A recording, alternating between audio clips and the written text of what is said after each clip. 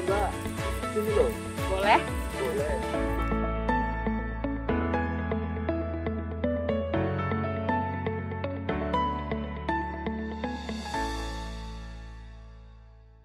Mbak ngakam sini juga. Iya, deket sini. Oh ini. Yang Uh-uh. ini rame banget, ada acara nggak? Iya, ada acaranya Jarum. Oh. Acaranya Apres Surabaya dan Rock in Surabaya. Pantesan sih rame. Sendirian. Enggak, sama teman-teman. Oh. By the way, ini apa ya? Kok aku tadi lihat dari sana itu beda banget. Ya ini daki Mbak. Ya bukan daki sih ya, ini ngecam aja. Aku tadi nungguin teman gitu kan.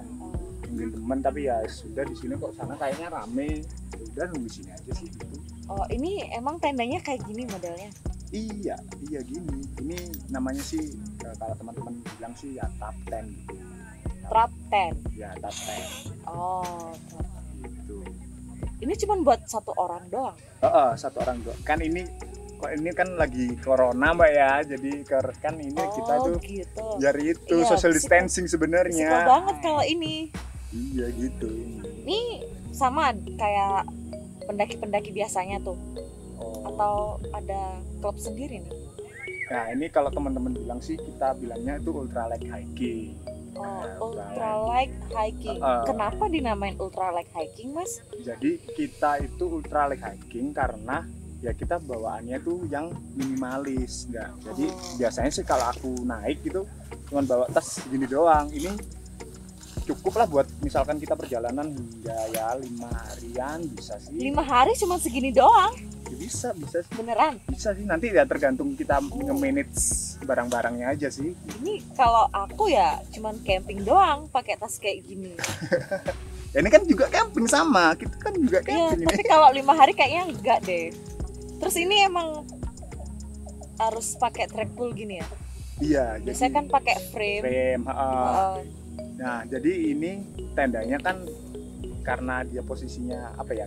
Ini namanya kan top 10 itu memang dia cuma ditumpu oleh satu yang gitu. Jadi kita pakai track pull aja. Jadi kan nggak termasuk ke dalam bobotnya tenda, jadinya kan track pull kan nanti kita bawa gitu. Oh iya, berarti ringan banget ya? Ya sebenarnya nggak ya berapa ya? Kalau misalkan jadi di dalam ultralight itu sih sebenarnya ada yang namanya base weight. Ada yang namanya base weight. Jadi apa itu? base weight itu total bawaan yang kita bawa mulai dari awal berangkat misalkan kita mau hiking gitu ya sampai pulang. Jadi itu dia tuh nggak berubah lah intinya. Kalau misalkan makanan kan nanti kan berubah makin nyusut gitu kan. Makin nyusut gitu.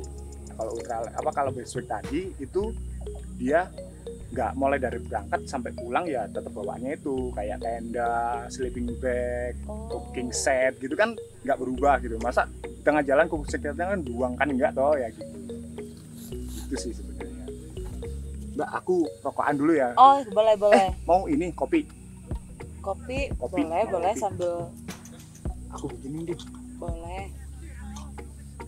By the way, ini bawaannya cuma segini aja.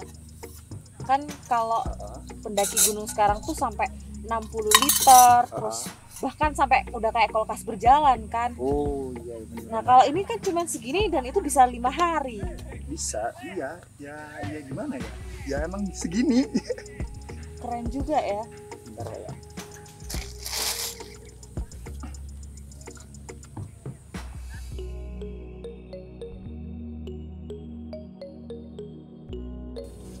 Dengan tas kecil segitu barangnya dikurangin atau gimana sih? Oh, enggak, ya kita tetap apa ya, enggak kurang sih ya sama kayak pendaki pada umumnya sih. Apa namanya? Kayak teman-teman kan bilang kan tradisional gitu. Atau konvensional hiking gitu kan. Sama sebenarnya kita bareng-bareng, cuman kita tuh lebih ke memilih barang-barang yang lebih ringan, lebih ringkas gitu. Jadi kita nggak ngurangin, cuman mengganti aja sih. Oh, more simple ya. Jadi lebih kecil, terus lebih dikit lagi penggunaan di dalam tasnya. Iya, keren banget nih. Jadi kita emang apa ya? Ya, yang penting itu bisa seefisien mungkin gitu sih. Oh, I see. Terus gak bahaya ya, Mas? Kalau tentang bahaya sebenarnya kan balik lagi ke bagaimana kita nge-manage pendakian itu gitu kan. Jadi kan tergantung dari, kalau misalkan ini dari tenda, segi tenda ya, biasanya kan kalau tenda kan teman-teman itu banyak yang bilang kalau tendanya ini nggak aman, kena badai, kena apa gitu kan, kena hujan. Sebenarnya aman-aman aja sih, soalnya sudah pernah aku tes juga di salah satu gunung gitu kan ya, itu juga badai juga ya aman-aman aja sih sebenarnya. Terus sama gimana kita apa ya namanya kan, kalau misalkan di gunung juga kan namanya gunung rawan resiko hipotermia gitu-gitu kan. tuh. Nah nanti kan Gimana? kita biasanya main di ini layering baju. Oh. Layering baju nanti kayak gimana. Jadi biasanya sih kita di apa namanya sleeping system tuh. Jadi si sleeping system itu ada beberapa lapis kan, ada beberapa lapis. Yang Apa pertama aja itu? ya biasanya pakai base layer gitu aja kan. Iya. Base layer, terus biasanya pakai, kalau aku sih pakai jaket yang agak enteng gitu, pakai bulaksa, Ghost down itu ya. ghost down gitu. Terus bisa dilapisi lagi dengan pakai jaket yang windproof lagi. Kan windproof kan juga ringan tuh kayak gini.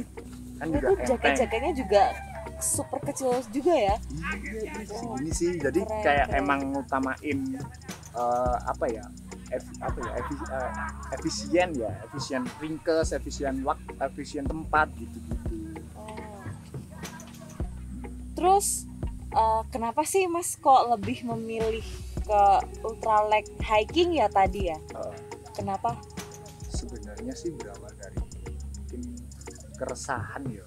Dulu aku juga sempet kan bawa yang tas yang gede-gede gitu. Iya. Tas gede-gede itu rasanya kok kita tuh mau seneng-seneng, tapi kok pulang-pulang malah capek gitu kan. Terus akhirnya kan lihat-lihat di YouTube atau apa, sebenarnya bisa nggak sih kita tuh naik tapi pakai barang bawaan yang ringan gitu kan. Lebih ringan. Maksudnya ya better lah daripada sebelumnya gitu.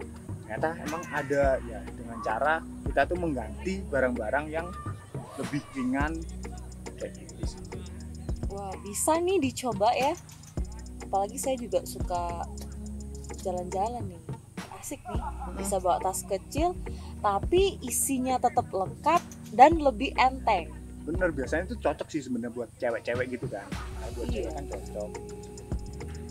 Tetap lengkap, P3K masih ada. P3K bawa, P3K. Terus sleeping bag dan lain-lain juga lengkap. Oh iya, sleeping bag juga cuman segini sih. Segini juga. Jadi sebenarnya Tetap aman ya?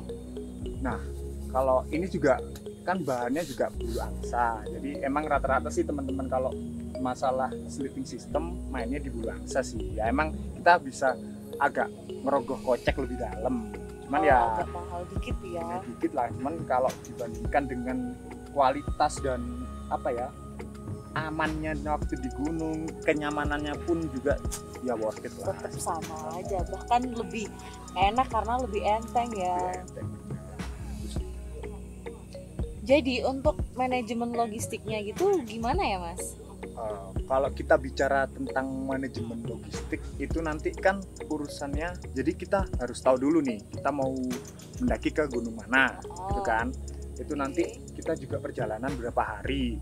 Terus Ya. kita nanti itu akan di sana itu ada air apa enggak, Oh ya, persediaan air ya. persediaan air di sana apa ada apa enggak. Jadi nanti akan menyesuaikan dengan kondisi di sana. Jadi kita harus sudah tahu dulu sih. Maksudnya kan sekarang internet udah banyak kan. Jadi kayak kita tuh harus tahu dulu lah seenggaknya tuh medan di sana itu kayak gimana.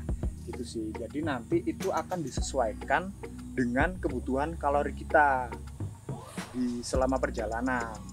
Terus sama juga di kan tadi kan bicara tentang apa persediaan air ya. Kan ada makanan yang boros air masaknya, Iya. gitu-gitu kan. Ada yang terus bisa juga cuman goreng-goreng aja gitu kan. Nah jadi nanti itu pengaruh persediaan air sih juga pengaruh banget sih gitu. Sebenarnya ultralight itu juga bukan melulu tentang berat sih, bukan melulu tentang berat, tapi gimana caranya kita tuh nge-manage pendakian itu biar lebih simple tadi loh, biar lebih simple, lebih efisien, biar lebih biar kita tuh ya lebih baik lah daripada sebelumnya. Karena kita misalkan pun kita pengen beralih ke ultralight nih, seharusnya kita itu sudah mampu untuk nge-manage pendakian itu. Jadi ya kita dituntut untuk nge-manage pendakian itu kan akhirnya, mulai dari nge-manage packaging apa packingnya. ya packingan gitu, nge-manage packing, terus nge-manage logistik tadi, nge-manage barang-barang apa yang harus kita bawa sama enggak kan gitu, terus nge-manage perjalanan itu sih sebenarnya. Terus kalau sebenarnya ultralight kan ini kenalin aja sih ya. Oke, boleh. Jadi di ultralight itu ada yang namanya tadi kan ada base weight tuh, yang bawaan gitu. Terus biasanya teman-teman di ini ultralight itu lebih ke kalau barang-barangnya itu memilih yang kalau biasanya rata-rata kan yang waterproof nih. Iya, waterproof biar dia itu tahan air biar. Nah, kalau sebenarnya kalau teman-teman ultralight itu malah memilih yang nggak waterproof. Terus apa dong? Cuman memilih yang quick dry. Jadi dia tuh meskipun basah nih ya, basah terus dia tuh cepat kering. Nah, kayak misalkan nih contohnya nih celana nih ya, celanaku ini bahannya tuh quick dry. Jadi dia meskipun basah habis itu terus kita pakai jalan gitu kering sendiri, sepatu gitu basah bentar terus nanti kita jalan kering. Jadi kita kehujanan pun itu ya cuman basahnya ya ketika hujan itu, terus setelah itu kering gitu. Itu sih. Terus biasanya sih ada tipikal baju-baju gitu ya, baju ketika di camp-campan gitu kita tinggal jemur di dalam tenda aja besok udah kering itu sih. Jadi memilih yang barang-barang yang quick dry tadi. Terus itu namanya yang worn item namanya kalau di worn item itu jadi barang-barang yang kita pakai, bukan yang di dalam tas ya, tapi yang kita pakai ya, dari sepatu, celana, baju, topi, terus ada trekking pole itu termasuk ke dalam worn item kan. Ada base weight, ada worn item. Terus sebenarnya ada istilah lagi nih buat teman-teman yang misalkan mau mau nyoba untuk balik ke sini gitu kan ya. Itu ada yang namanya big three.